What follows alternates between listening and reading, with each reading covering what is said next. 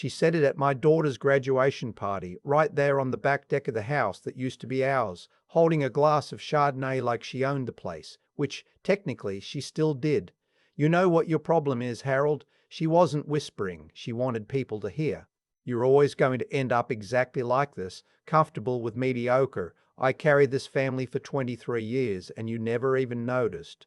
I didn't answer her. I was watching my daughter across the yard, laughing with her friends, her convocation gown still on because she hadn't wanted to take it off yet. That was what I was there for, not for this. My ex-wife's name is Lorraine. We met in Thunder Bay in 1987, married young, moved to Kitchener when I got a job with a civil engineering firm, had 2 kids, built something that looked like a life from the outside. For a long time, I thought it was. I really did. The divorce was finalized in the spring of 2018, right around the time our son finished high school. It wasn't a surprise. We'd been living like polite strangers for the better part of 4 years by then, but the way it happened left a mark that took me a long time to stop pressing on. Lorraine had been managing our finances for most of the marriage. I had no reason not to trust her. I worked long hours. She handled the household accounts. We had a joint investment portfolio through our bank and a small rental property we'd bought in Guelph back in 2009. When she filed, she had already transferred the equity from the rental into her own account. She had already restructured 2 of our investment accounts in ways that weren't reflected in the initial disclosure statements. My lawyer caught it. Eventually in family court in Ontario means 18 months and close to $60,000 in legal fees, and by the time we reached a settlement that was actually fair, I was 61 years old, living in a rented 2-bedroom apartment on the east side of Kitchener, driving a 2011 Civic with a dent in the rear bumper I never got around to fixing, and starting over in a way I hadn't imagined for myself at that stage of life. Lorraine kept the house. That was part of the settlement. She bought out my share, which gave me some capital to work with, but the number was lower than it should have been, and we both knew it. She moved her new partner in within 3 months. I didn't fight it anymore, not because I couldn't and not because I was afraid. I made a decision very deliberately that I was not going to spend whatever years I had left looking backward. I had the settlement, I had my pension contributions, I had a job I was still good at, and I had a daughter who needed a father who was present, not one who was consumed. That decision is the thing people don't understand when they look at the surface of the story. The apartment was small. The Civic was ugly. I ate a lot of soup that first winter because I wasn't used to cooking for one, and soup is forgiving. You can make a big pot of it on Sunday and eat it all week without feeling like you failed at something. I learned to do my own laundry properly, which sounds ridiculous to say at 61, but there it is. I learned which grocery stores had the better produce section and which ones had the better parking lot, and how to tell the difference between things that actually mattered and things that only felt like they did. My daughter called every Sunday. My son called less often, but when he did, it was real. An hour, sometimes more. None of that obligatory how are you fine back and forth.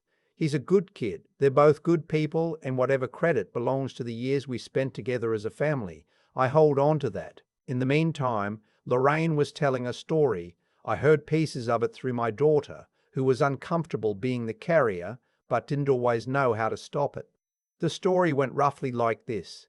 Harold never amounted to much. Harold was always the weak link. I supported that family with my organizational skills, my connections, my business sense, and what did Harold contribute? A salary. Anyone can have a salary. Harold is living in some sad little apartment now, exactly where he was always headed, and the sooner everyone accepts that, the better. She told this story at the gym. She told it at church apparently, or at least in the parking lot after. She told it to my daughter's friends' mothers, women I'd known for 15 years, women who'd eaten Christmas dinner at our table. She told it in the particular casual way that means she wanted it to spread, while being able to deny she'd said anything. For a while, I think it worked. I could feel it in certain conversations, a slight pulling back, a careful politeness that was different from regular politeness, a sense that people had already decided something about me before I opened my mouth. It's a strange feeling to be the subject of a narrative you have no access to. Like reading a review of a book you've written, except the review is about your character, not your work, and you can't respond to it without making yourself look exactly the way the reviewer described you. So I didn't respond. I kept my head down and I worked. The firm I'd been with since my 30s went through a restructuring in 2019, which is a word that means they laid off 12 senior engineers, and I was one of them. I was 62. The employment insurance lasted 9 months. After that, I was consulting, smaller contracts, municipal infrastructure projects, some work with a provincial contractor I'd known for years. The income was irregular, and I spent 2 full months in the winter of 2020, genuinely unsure how the next quarter was going to look. That winter was the hardest. I'm not going to dress it up. I was 62 years old. I was alone in that apartment. I was watching my RRSP more carefully than I ever thought I'd have to, and I was having the kind of conversations with myself at 3 in the morning that nobody wants to admit to having, about whether the decisions I'd made were the right ones, about whether staying quiet had been dignity or avoidance, about what exactly I was still building toward. I kept going because I didn't know what else to do, and because stopping has never been something that came naturally to me. The consulting work grew, slowly, not dramatically, but steadily, in the way that things grow when you're not forcing them. By 2021, I had 3 consistent clients. By 2022, I had 6. I brought in a colleague I'd worked with at the firm, a younger engineer named, well, she knows who she is, and between the two of us we formalized the business, registered it properly, got our liability coverage sorted, opened a proper commercial account at the Waterloo Region branch of TD. We weren't large. We never tried to be large. But we were good, and in this line of work, good travels. Municipal governments in Ontario talk to each other. A project delivered on time and under budget in Cambridge gets mentioned in a meeting in Guelph, and then someone in Brantford calls. That's how it works. In the summer of 2022, I bought a house in Elmira. It's not a flashy house. I want to be clear about that because the story I'm telling isn't about flash. It's a 1970s split level on a quiet street, good bones, mature trees in the backyard, a garage that I spent 3 weekends cleaning out and organizing the way I'd always wanted a garage to look. I put in new windows and redid the kitchen, not with a contractor but mostly myself, on weekends, which took 4 months longer than it would have otherwise, but meant I knew every inch of the result. I paid for it without a mortgage. That's the part that matters for the story, so I'm not going to be coy about it. After the settlement, after the legal fees, after 3 years of living carefully and building back, I had enough to buy outright. The pride I felt at the notary's office in Waterloo, signing those papers, is not something I know how to describe adequately. It was private and it was enormous. My daughter was the first person I told. She drove up from Guelph that weekend and walked through every room and stood in the backyard for a long time, looking at the garden beds I'd already started laying out, and she was quiet in a way that said she understood what it meant, even without my having to explain it.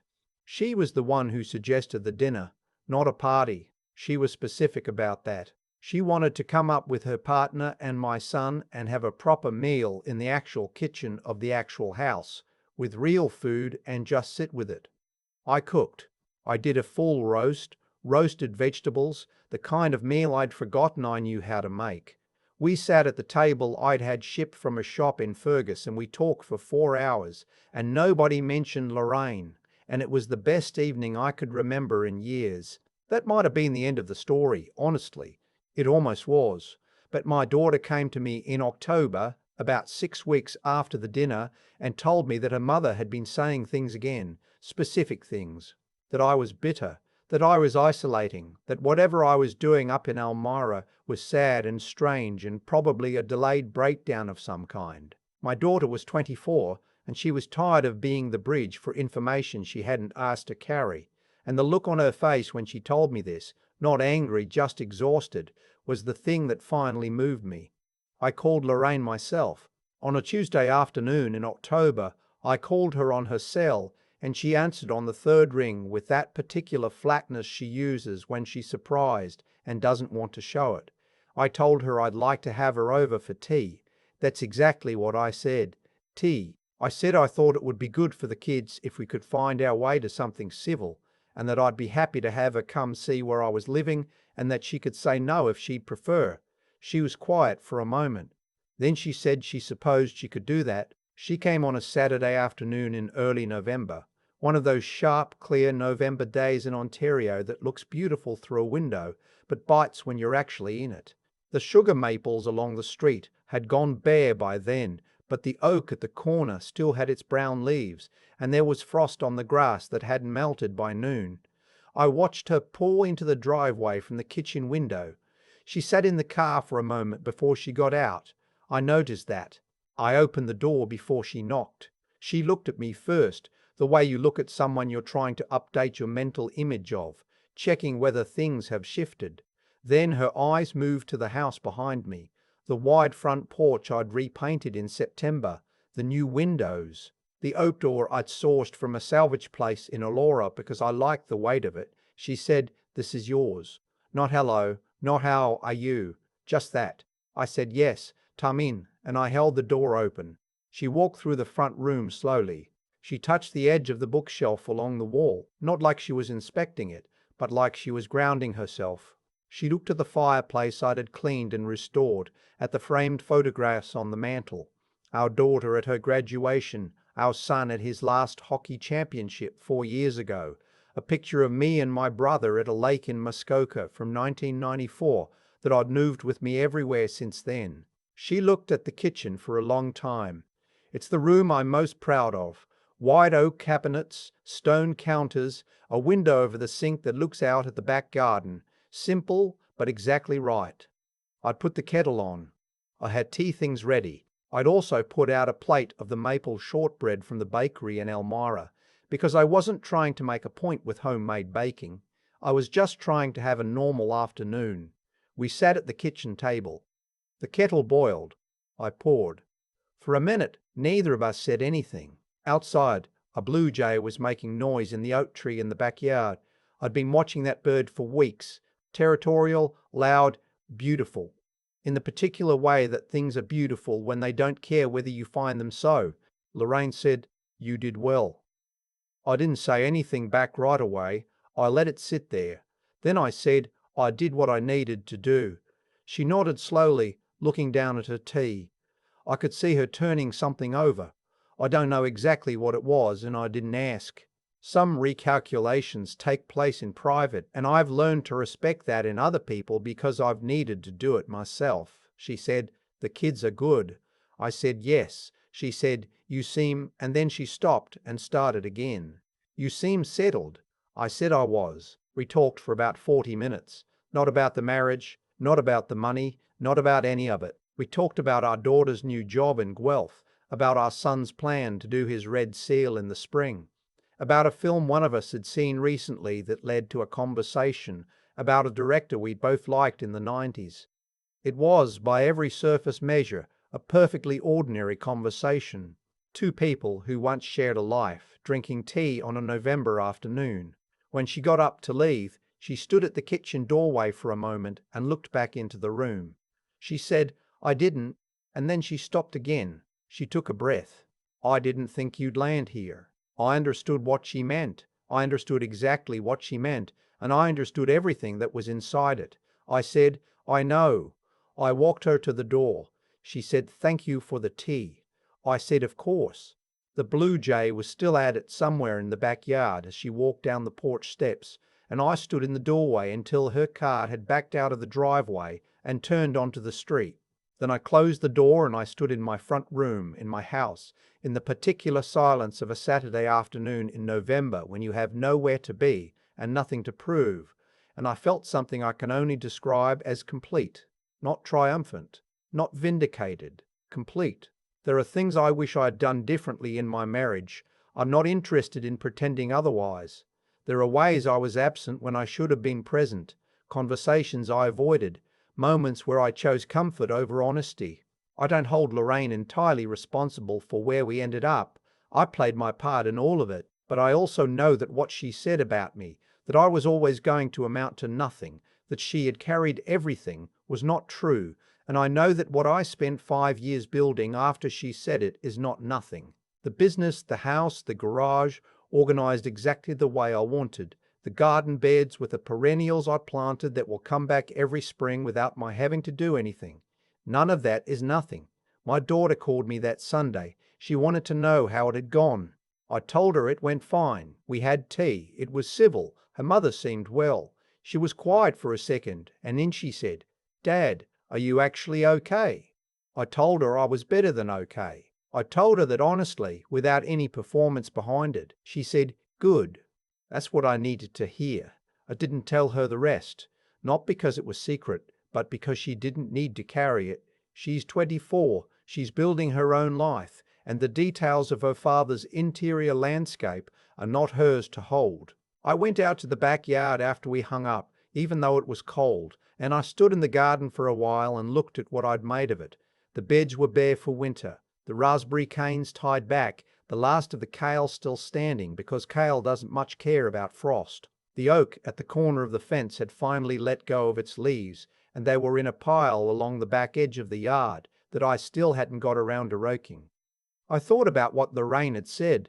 "I didn't think you'd land here." I thought about all the Tuesday evenings in that apartment on the east side of Kitchener, eating soup, watching the parking lot lights come on at 5:30, having those 3 in the morning conversations with myself about whether I was heading anywhere at all. I thought about my daughter in her convocation gown, laughing with her friends, not yet knowing any of this. I raked the leaves.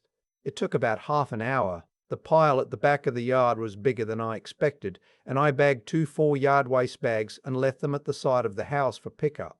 Then I went inside, and I made dinner, and I ate it at my kitchen table looking out the window at the backyard in the early dark, and I felt, for maybe the first time in as long as I could remember, like I was exactly where I had chosen to be. That's not a small thing. After everything, the marriage, the courtroom, the apartment, the winter of 2020, all of it, to end up somewhere you chose, with a table you picked and a garden you planted and a door heavy enough to mean something when you close it. That's not nothing. That's the whole point. I stood in the backyard that evening after Lorraine drove away, and I thought about something that took me a long time to understand, that the life you end up with is mostly the sum of the choices you kept making when nobody was watching and nothing felt like it was working. I didn't win anything that Saturday afternoon. There was no moment of triumph, no speech, no scene where the record got set straight in front of a crowd. Lorraine came, she saw the house, she said what she said, and she left. That was it. And yet something closed that day that I hadn't been able to close on my own, and I've been trying to understand what it was ever since. I think it was this. She had told a story about me for 5 years, and I had let the story exist without trying to correct it. And the house, the kitchen, the oak door, the garden beds out back, was the first thing I'd ever put into the world that answered the story without my having to say a word. That's what she walked into. Not my success, my answer. What I know now, at 67, is that the decisions that shape a life are rarely the dramatic ones. They're the small ones, made in private when you're tired and uncertain and the outcome isn't guaranteed. The decision to get up and cook something instead of ordering in again. The decision to open the contract and read it carefully instead of signing quickly. The decision to call the colleague and ask if she wanted to build something together instead of waiting until the conditions felt safer. Each of those decisions was small. Together, they became the house in Elmira. There's a version of me that could have spent those years after the divorce in anger. I had enough to be angry about the financial maneuvering, the narrative she spread, the particular loneliness of being 61 and starting over. I understood the anger. I just didn't think it was useful. That wasn't virtue exactly. It was a calculation. I had a finite amount of time and energy left, and I chose to spend it forward rather than backward. That choice, more than anything else, is what Lorraine was actually looking at when she stood in my kitchen. I think about my daughter calling that Sunday and asking if I was okay. She's always had good instincts, knew when something real was happening even when I wasn't saying so directly. I told her I was better than okay, and I meant it, but what I couldn't quite say was that I'd spent 5 years learning something I should have understood earlier, that the only version of your life you actually get to live is the one you build on purpose, with the materials available to you, in the conditions you're actually in, not the conditions you wish you had. The car was still standing in the garden when I came inside that night. I noticed it through the kitchen window. Carl doesn't much care what the weather does to everything around it. It just keeps being what it is. I found a certain amount of comfort in that, more than I would have expected. That's not a small thing to learn, even at 67, maybe especially at 67.